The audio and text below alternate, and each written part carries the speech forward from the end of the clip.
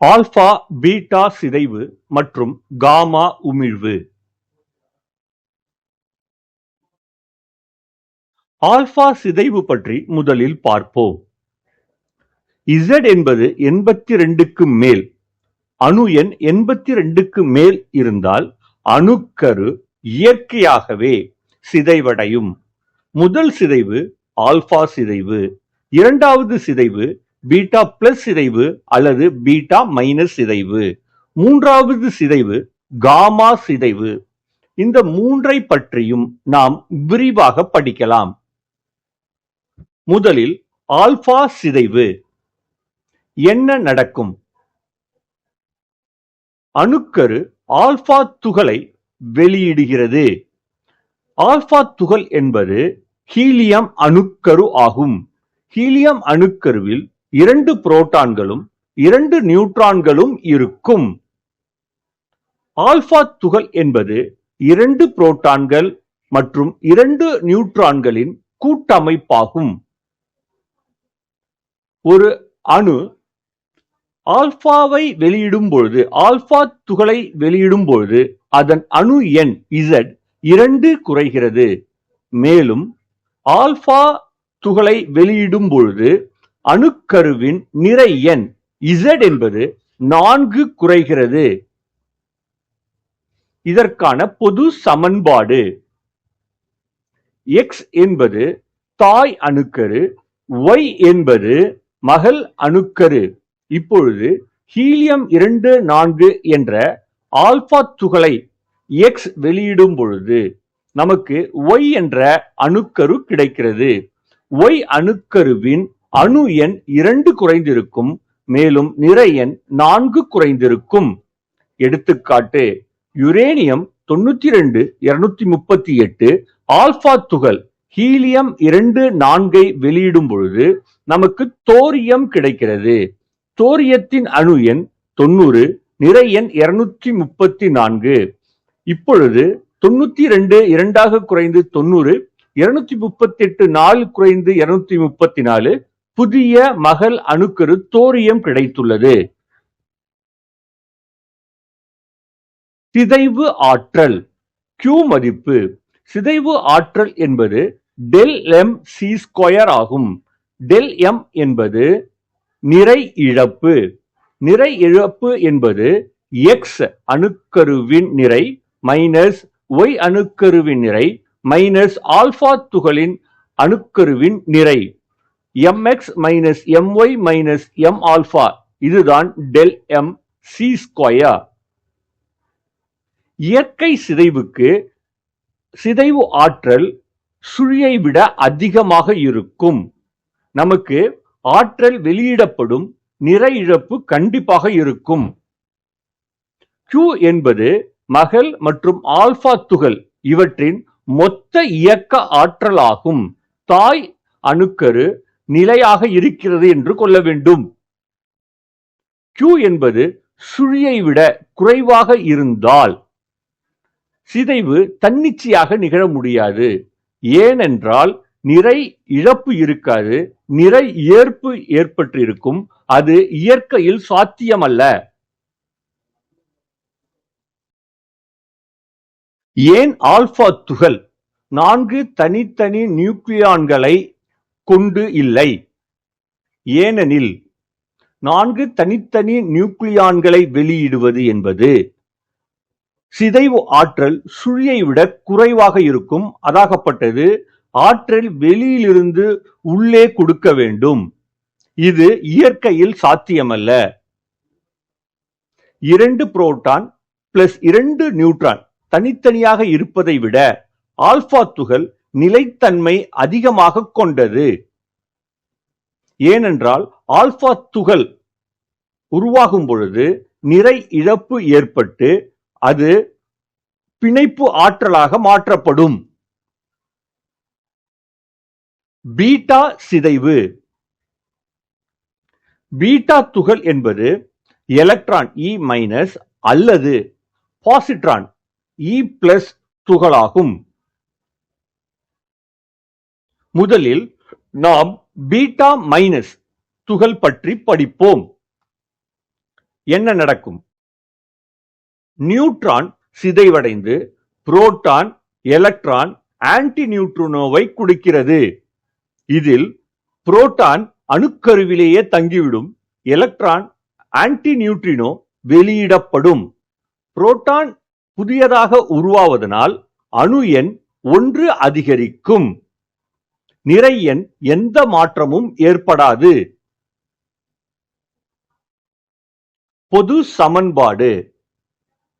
X என்பது தாய் அணுக்கரு, Y என்பது மகள் அணுக்கரு. எலக்ட்ரான், ஆன்டி நியூட்ரினோ வெளியிடப்படுகிறது.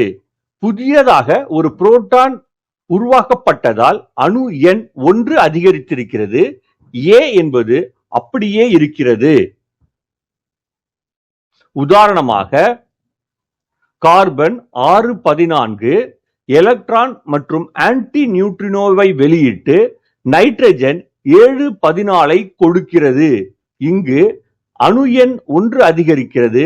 நிறை எண் அப்படியே இருக்கிறது. நாம் அடுத்து பீட்டா பிளஸ் சிதைவு பற்றி படிப்போம். என்ன நடக்கும்? இங்கு புரோட்டான் சிதைவடைந்து நியூட்ரான், பாசிட்ரான், நியூட்ரினோ கிடைக்கிறது.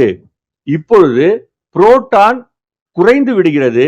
நியூட்ரான் புதிதாக உருவாக்கப்பட்டு அணுக்கருவிலேயே இருக்கும். எலக்ட்ரான் மற்றும் நியூட்ரினோ பாசிட்ரான் மற்றும் நியூட்ரினோ அணுக்கருவிலிருந்து வெளியிடப்படும். புரோட்டான் சிதைவடைந்து நியூட்ரான், பாசிட்ரான், நியூட்ரினோவை கொடுக்கிறது. இப்பொழுது புரோட்டான் குறைந்து நியூட்ரான் அதிகரித்திருக்கிறது. எனவே அணு எண் 1 குறைகிறது. நிறை எண் அப்படியே இருக்கும். பொது சமன்பாடு. X என்பது தாய் அணுக்கரு, Y என்பது மகள் அணுக்கரு. இங்கு பாசிட்ரான் மற்றும் நியூட்ரினோ வெளியிடப்படுகிறது. புரோட்டான் நியூட்ரானாக மாற்றப்பட்டதால் அணு எண் 1 குறைக்கப்பட்டுள்ளது. உதாரணமாக சோடியம் 1122 பாசிட்ரான் மற்றும் நியூட்ரினோவை வெளியிடுவதால் நியான் 1022 கொடுக்கிறது. இப்பொழுது சில முக்கியமான கருத்துக்களை பார்ப்போம். 1. எலக்ட்ரான், பாசிட்ரான் சிதைவு நிகழும்போது மட்டுமே உருவாக்கப்படுகிறது. முன்பே அணுக்கருவில் அவைகள் இருப்பதில்லை. 2. ஒற்றை தனி நியூட்ரான் பீட்டா மைனஸ் சிதைவுக்கு மட்டுமே உட்படும். நியூட்ரானின் நிறை புரோட்டானின் நிறையை விட அதிகம். அதனால் நியூட்ரான் புரோட்டானாக மாற்றப்படுவது சாத்தியம். ஒற்றை தனி புரோட்டான் பீட்டா பிளஸ் சிதைவுக்கு உட்படாது. ஏனென்றால் புரோட்டானின் நிறை நியூட்ரானின் நிறையை விட குறைவு. எனவே மற்ற அணுக்கரு துகள்களுடன் இணைந்துதான் அது நியூட்ரானை தர வேண்டும். இப்பொழுது புதிய துகள் நியூட்ரினோவை பற்றி படிப்போம். இந்த நியூட்ரினோவை முதலில் முன்மொழிந்தவர் வுல்ஃப்ஹாங் பாலி 1931 முன்மொழிந்தார்.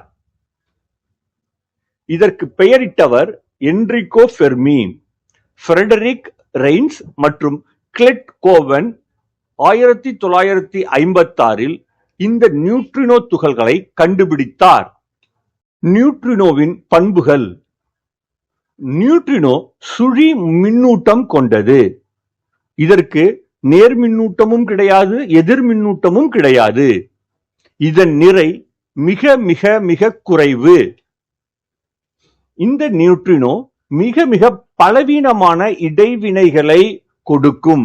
ஏனென்றால் நிறை குறைவு, சுழி மின்னோட்டம், மிக மிக அதிக இயக்காற்றல். இதற்கு எதிர்த்துகள் உண்டு. Neutrino, anti neutrino. நியூட்ரினோ காரணமாக தொடர்ச்சியான பீட்டா ஆற்றல் நிறமாலை நமக்கு கிடைக்கிறது. காமா உமிழ்வு. ஆல்பா அல்லது பீட்டா சிதைவுக்கு பிறகு அணுக்கரு பெரும்பாலும் கிளர்ச்சி நிலையிலேயே இருக்கும். ஆல்பா அல்லது பீட்டா சிதைவுக்கு பிறகு அணுக்கரு பெரும்பாலும் கிளர்ச்சி நிலையிலேயே இருக்கும். இது அதிக ஆற்றல் கொண்ட போட்டானை வெளியிடுகிறது. இந்த ஆற்றல் மில்லியன் எலக்ட்ரான் வோல்ட் வரம்பில் இருக்கும். நிறை எண் A அல்லது அணு எண் Z இவற்றில் எந்த மாற்றமும் ஏற்படாது. ஏனென்றால் இங்கு ஆற்றல் மட்டுமே குறைகிறது. இதன் தாய் அணுக்கரு, கிளர்ச்சியுற்ற அணுக்கரு, மகள் அணுக்கரு, அடிநிலைக்கு வந்த அணுக்கரு. இதனால் ஒரு போட்டான் காமா பகுதியில் வெளியிடப்படுகிறது.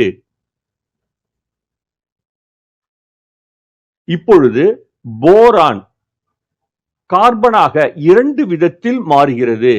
முதல் விதத்தில் போரான் கார்பனை கிளர்ச்சி நிலையில் கொடுக்கிறது.